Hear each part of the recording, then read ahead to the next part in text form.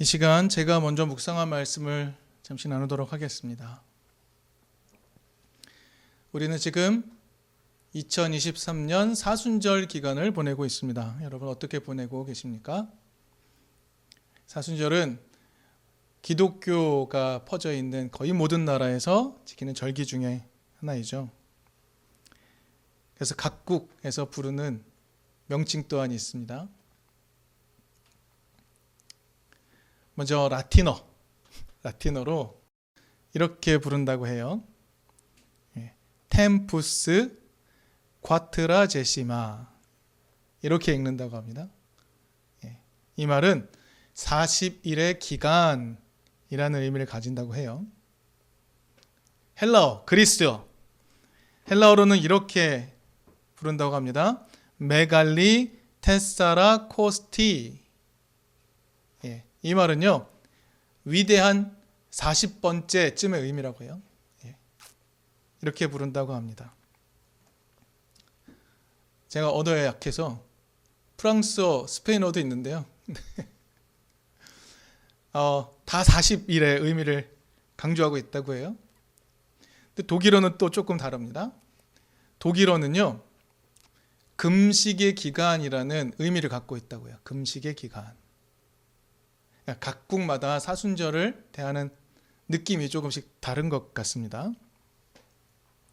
그런데 사순절의 영어 표현은 좀 독특합니다. 사순절의 영어 표현은 렌트라고 합니다. 렌트. 좀 다른 의미를 갖는 것 같아요. 렌트는 이 length, 길이를 의미하는 고대어, 앵글로 섹슨 고대어 랭크텐이라는 말에서 유래한 말이라고 해요. 그래서 렌트는 봄의 기간이라는 의미를 갖는다고 합니다. 봄의 기간. 좀 다르죠? 느낌이 완전히 다릅니다. 세계 여러 문명에서 춘분, 이 날을 되게 중요하게 여겼다고 하죠. 왜냐하면 춘분은 비로소 낮의 길이가 길어지는 것 아닙니까? 그때부터. 그래서 서양에서도요, 이 날을 봄이 시작되는 날로 여기기도 하고 어떤 문명에서는 한 해가 시작되는 날로 여기기도 하고 했다고 해요. 굉장히 중요하다는 거죠. 그런데 이 사순절 기간 안에 춘분이 들어 있습니다. 그렇죠? 그렇기 때문에 사순절 기간을 봄의 기간이라는 의미를 가진 렌트라는 이름으로 정한 것에는 타당한 이유가 있겠다라는 생각을 또한 하게 됩니다. 그럼 이제 우리는 하나 동의할 수 있게 되죠. 사순절을 어떻게 보내야 할까? 봄을 기다리는 희망의 기간으로 보는 거 참 좋겠다라는 깨달음을 얻습니다. 봄을 기다리는 희망의 기간. 참으로 의미가 좋게 여겨집니다. 사순절은요, 부활절을 기다리는 기간입니다. 이 기간은 자신의 신앙의 이유를 검토하고 성찰하는 기간입니다. 내 신앙의 이유를 성찰하고 검토한다는 말입니다. 그래서 기독인들은 자기 자신과 하나님의 관계를 잘 헤아려 보는 거죠. 내가 하나님과 어떤 관계를 맺고 있는가? 여기에 집중해 보는 기간입니다. 그리고 또 하나 중요한 것, 예수님의 제자로서, 예수님을 닮아가고자 하는 자로서 나는 무언가를 절제하거나 포기함으로 다른 사람을 섬기기 위한 구제와 자선을 행하는 것, 이것이 사순절을 보내는 매우 중요한 의미 중에 하나라고 할 수 있습니다. 사순절 기간 동안에 금식하죠. 금식도 이웃을 섬기기 위한 매우 중요한 신앙적 행동입니다. 그런데 이 사순절 기간 동안에 하나님과의 관계를 성찰하고 이웃과의 관계를 성찰해야 되는 이 기간에 의미들은 매우 많이 사라져버리고 이 기간은 기독인이 참회하고 고난을 당하는 기간이야 라는 의미로 많이 바뀌었습니다.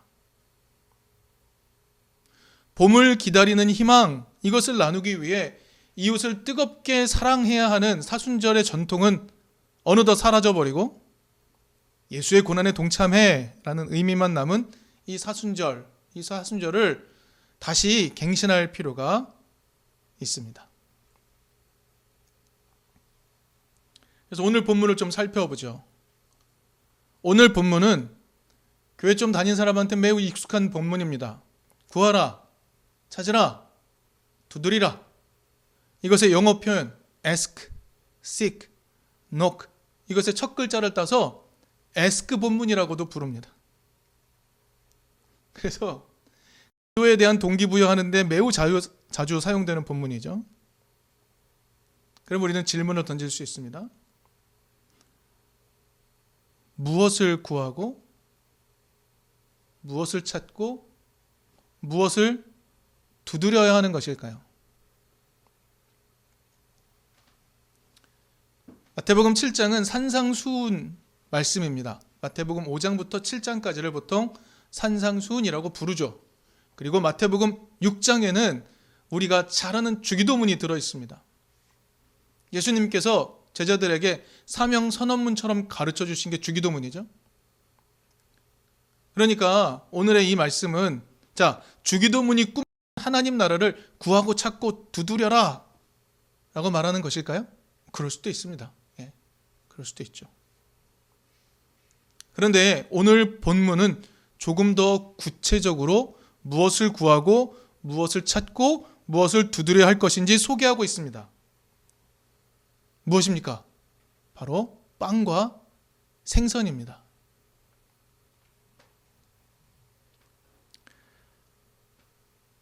여러분, 성경 이야기 중에서 빵과 생선이 함께 등장하는 중요한 사건 기억나는 거 있으십니까?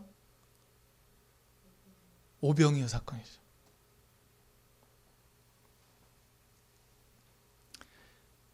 여러분, 마태복음에서 오병이어 사건은 14장에 나옵니다.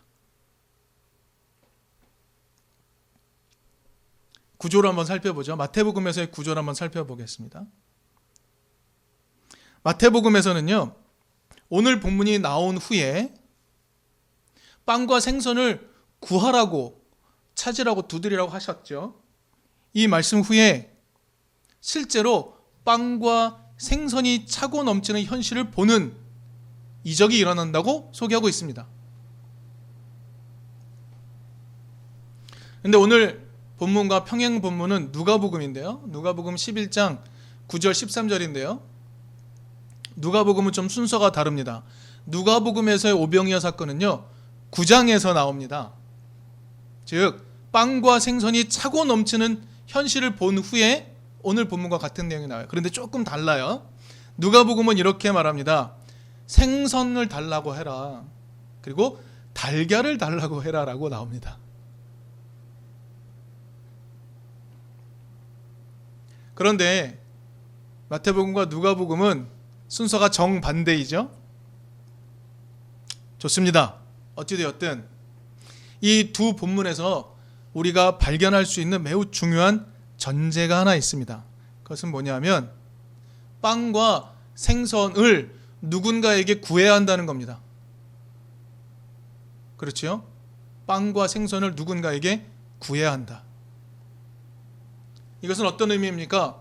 지금 예수님 앞에 와 있는 민중들의 손에는 빵과 생선이 없습니다. 그래서 누군가에게 구해야만 합니다. 그래서 빵과 생선을 얻어야만 하는 겁니다. 여러분, 이것을 영적으로, 은유적으로 이해하지 맙시다. 실제로 예수님 당시 예수님 앞에 앉아있는 민중들에게 빵과 생선 필요합니다. 그런데 누군가에게 구해야 하는데 지금 빵과 생선을 장악하고 있는 이들은 누구일까요? 그것을 손에 움켜쥐고 나누어 주어야 하는데 나눠주지 않고 있는 이들은 누구일까요?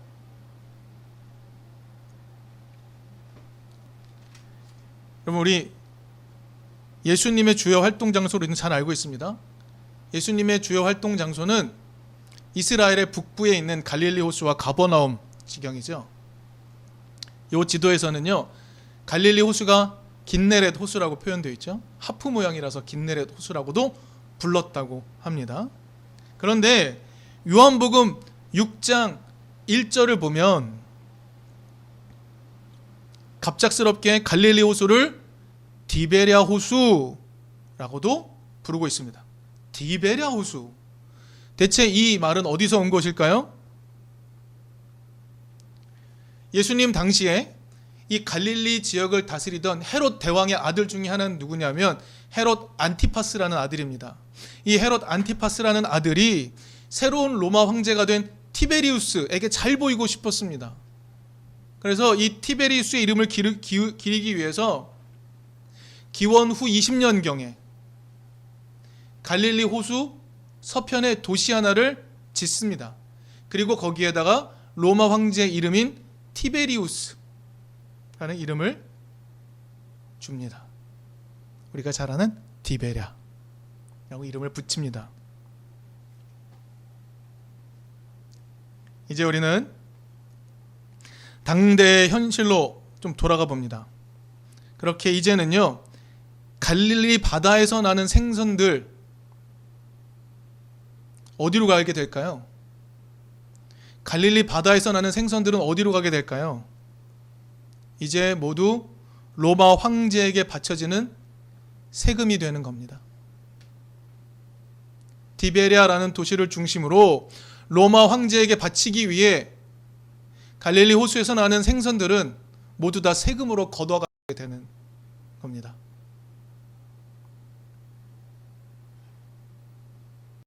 이미 갈릴리 지역, 그 지역의 토지를 착취하고 있던 헤롯 안티파스, 그가 이제는 바다까지 착취하기 시작한 겁니다. 예수님 당시의 사람들은 땅도 착취를 당하고 바다도 착취를 당하고 있는 거죠. 이제 호수에서 나는 생선들조차 민중들의 삶의 수단이 될 수 없게 된 겁니다. 땅에서 나는 곡식으로 만드는 빵도, 호수에서 얻을 수 있는 생선도 어느 하나 빠짐없이 통치자의 손아귀로 모두 다 들어가게 되는 구조입니다. 자, 이제 그들은 빵과 생선을 민중들에게 곱게 나누어 주었을까요?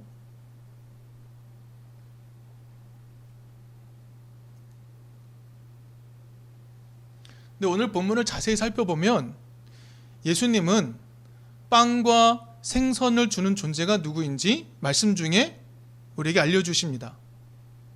빵과 생선을 주는 존재는 헤롯 안티파스도 아니고 로마 티베리우스 황제도 아니라고 말씀하십니다. 이렇게 말씀하시죠.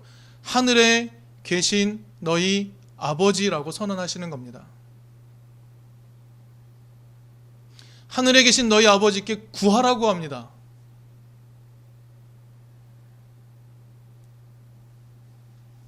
여러분, 통치자에 있어서 가장 중요한 정치 행위는 뭘까요? 백성들을 살게 하는 겁니다. 백성들에게 먹을 것을 주고 입히고 살뜰하게 돌봐서 그들이 살아가게 하는 겁니다. 근데 예수님 당시, 지금도 마찬가지지만 예수님 당시 민중들은 그런 통치자를 전혀 경험할 수 없었죠. 그런 상황에서 예수님은 그런 통치자이신 하늘에 계신 너희 아버지께 구하라고 하시는 겁니다. 자, 이제 여러분 다시 빵과 생선의 문제로 돌아가 봅시다. 예수님이 지금 말씀하고 계시는 대로 빵과 생선을 하늘에 계신 너희 아버지께 구하면 어떻게 오죠? 하늘에서 만나가 뚝뚝뚝 떨어지듯이 떨어지는 것일까요? 그렇지는 않은 것 같습니다. 이 말씀을 이렇게도 정치적으로 해석할 수도 있죠. 예수께서 지금 하늘에 계신 너희 아버지께 자신들에게 빵과 생선을 가져다 줄 진정한 통치자를 보내달라고 구하고 찾고 두드리라 하고 말씀하신 것으로 보이기도 합니다. 그러나 그것은 당시 민중들의 오해이죠. 실제로 요한복음을 잘 살펴보면 당시의 민중들, 그들은요, 예수님께서 오병이어의 사건을 일으킵니다. 그렇게 하자 그들은 이런 결정을 내립니다. 요한복음 6장 15절에 이렇게 나와요. 예수를 억지로 모셔다가 자신들의 왕으로 삼으려 합니다. 그런 통치자가 되어달라고 요청하는 거죠. 그런데 예수는 그 민중을 과감하게 떠나버리십니다. 아닌 거죠. 자, 그렇게 이제 우리는 시선을 실제로 민중들이 모두가 빵과 생선을 먹을 수 있었던 오병이어 사건으로 옮길 필요가 있습니다.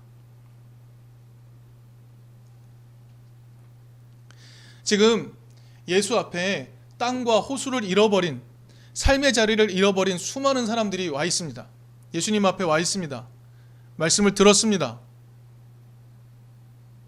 저녁 때가 되었는데 그들에게 먹을 것이 없습니다. 예수께서 제자들에게 이렇게 말씀하시죠. 너희가 그들에게 먹을 것을 주어라 라고 말씀하십니다. 제자들이 어떻게 반응했습니까? 예수님, 이거 먹이려면 200데나리온이나 필요해요. 없습니다. 각자 가서 저녁을 먹고 돌아오라고 하시죠. 이렇게 말합니다.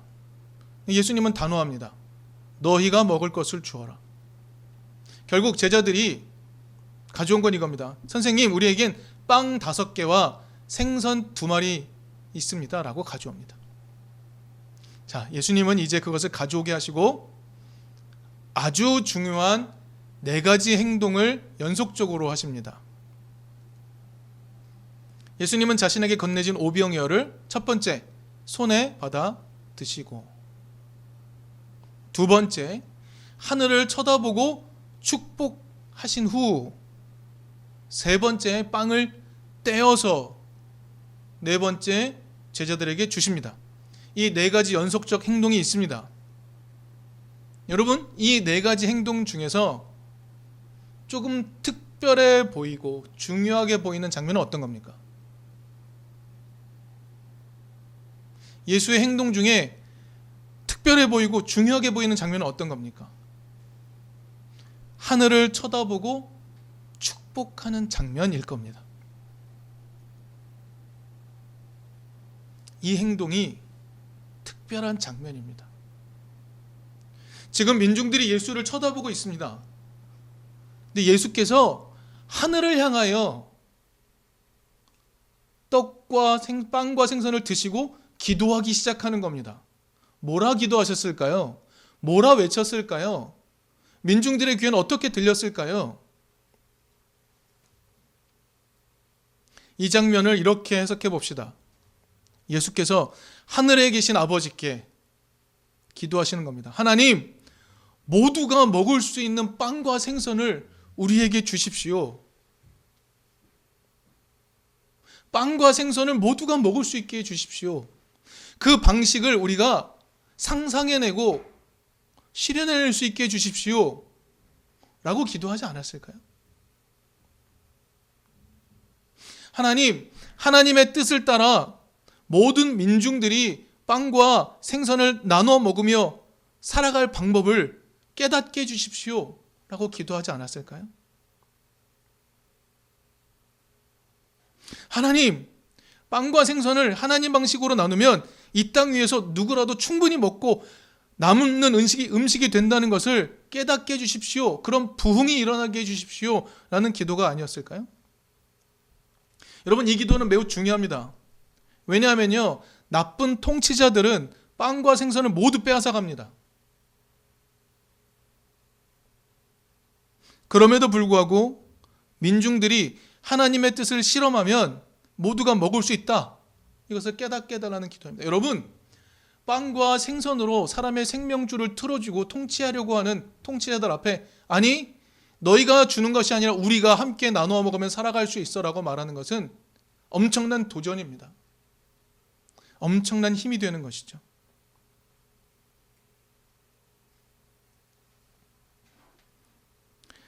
여러분, 그 실험의 원리가 바로 12절 말씀이라고 할 수 있습니다. 12절. 우리가 잘 아는 말씀이죠. 너희는 무엇이든지 남에게 대접을 받고자 하는 대로 너희도 남을 대접하여라. 이것이 율법과 예언서의 본뜻이다. 이렇게 말씀하십니다. 이게 예수께서 정리하신 당시에 히브리인들이 가지고 있는 성경, 히브리 성경의 주제입니다. 율법과 예언서의 본뜻, 주제입니다. 그렇다면 이제 질문을 새로 해봅시다. 내가 남에게 어떤 대접을 받고 싶은가? 나는 남에게 어떤 대접을 받고 싶은가? 내 필요는 무엇인가?